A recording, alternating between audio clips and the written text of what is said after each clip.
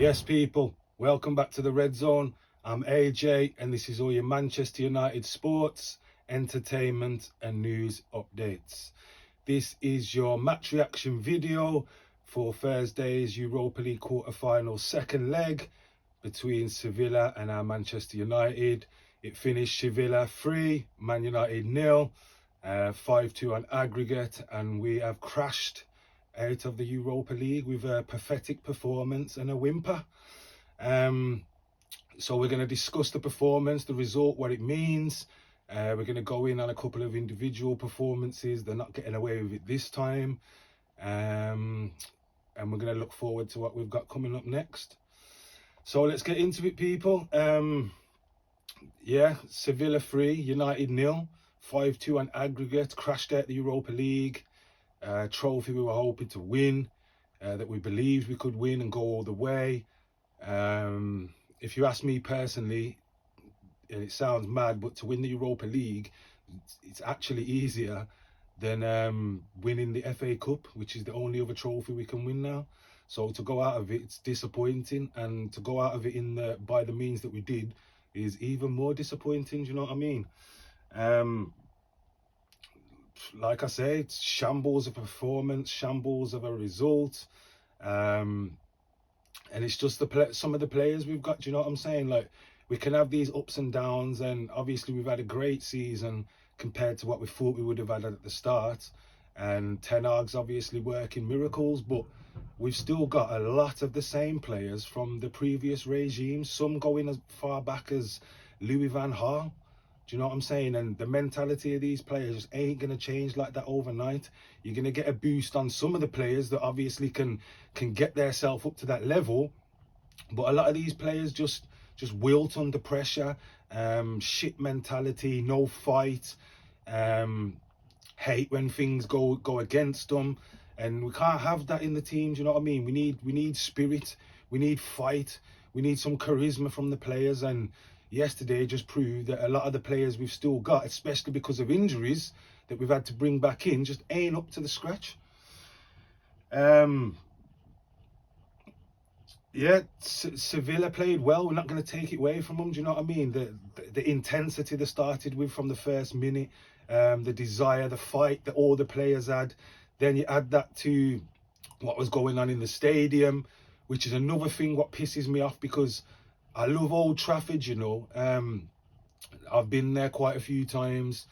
The atmosphere is great, do you know what I mean? It's good to be there, the theatre of dreams, but it don't get rocking, you know, and it don't put teams under pressure the way we see when we go to various places in Europe. It don't matter whether it's Spain, whether it's Germany, Italy. They create that atmosphere. Do you know what I'm saying? Every challenge, every throw-in is like a win for them, and that just puts it under pressure. The whistling, the booing. Now, obviously, you need to be able to take this as a top-level professional in football, but it does give you that extra. It kind of gives you that extra man, the 11th man, what you hear people talk about, and they definitely had that yesterday, because that stadium was on fire from minute one. And like I say, certain mentality players we've got in there just wilted under that, didn't want to be nowhere near it. Again, in the second leg, just like the first, all 3 goals were avoidable, you know. Just like the first leg, the 2 goals were avoidable.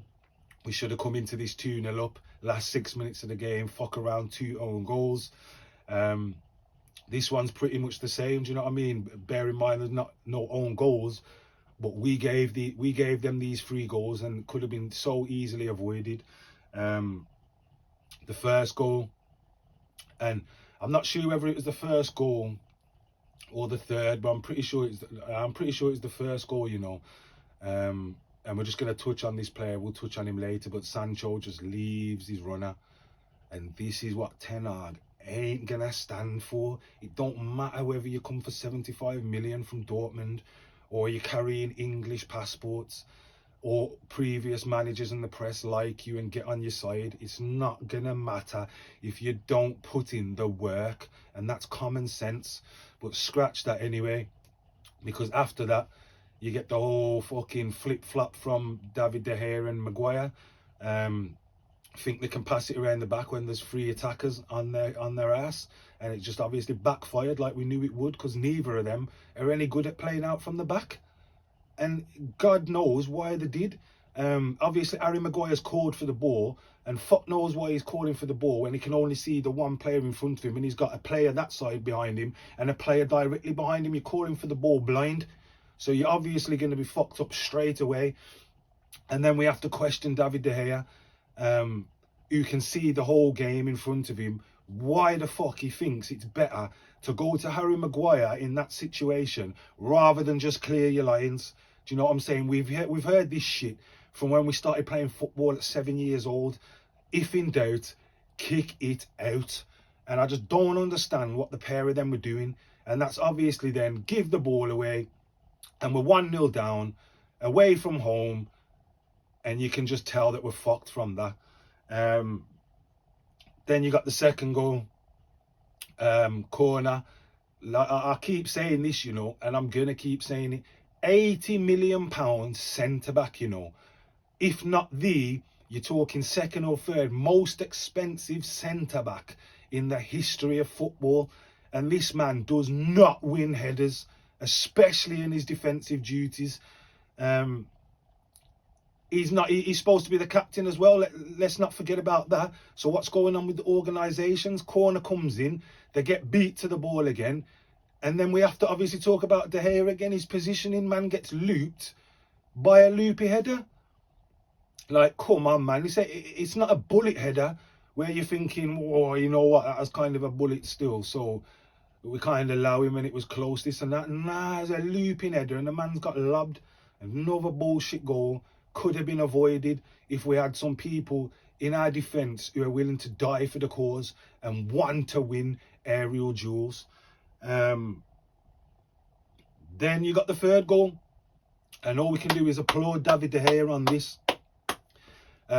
You know, from our previous videos, I always say you got to take the good and you got to take the bad with De Gea, which is what we do. Amazing shot stopper, probably one of the best shot stoppers in the game, if not the best. But with his feet, man, he's fucking dog shit. And he's got to be called out. I'm not going to give players praise and then not call them out when they do bad. We've said it before about Marcus Rashford. When he was playing shit, he has to be told about himself, you know what I mean? We're fans. I'm not paid by Manchester United. I'm not affiliated to Man United, so it doesn't bother me. I'm going to speak my mind. If he's playing good, he's playing good. If he's playing shit, he's playing shit. And although David De Gea is one of the best shot stoppers in the world, he keeps fucking up with his feet, and it's costing us dearly quite a few times, you know what I mean? Like, yeah, yesterday, simple, just if in doubt, kick it fucking out. But no, tries to come with some bullshit half a field pass or something, whatever it was in his mind, fucks it up, straight to their player, 3-0, game done, out of Europe. Why? Because of 3 goals that could have been avoided if we'd have been switched on, if we'd have had fight, if we'd have had desire, if we'd have stuck to a game plan. Because I know Ten Hag put a game plan out there, you know. These fucking players with this shit mentality just don't follow it right. And then obviously Sancho, like we said, he's got to do more, man. Like, obviously we respected what was going on earlier on in the season with his mentality issues and his fitness issues, you know what I mean? We wanted to give him the space and the time to recover and get back to his best, get back to smiling.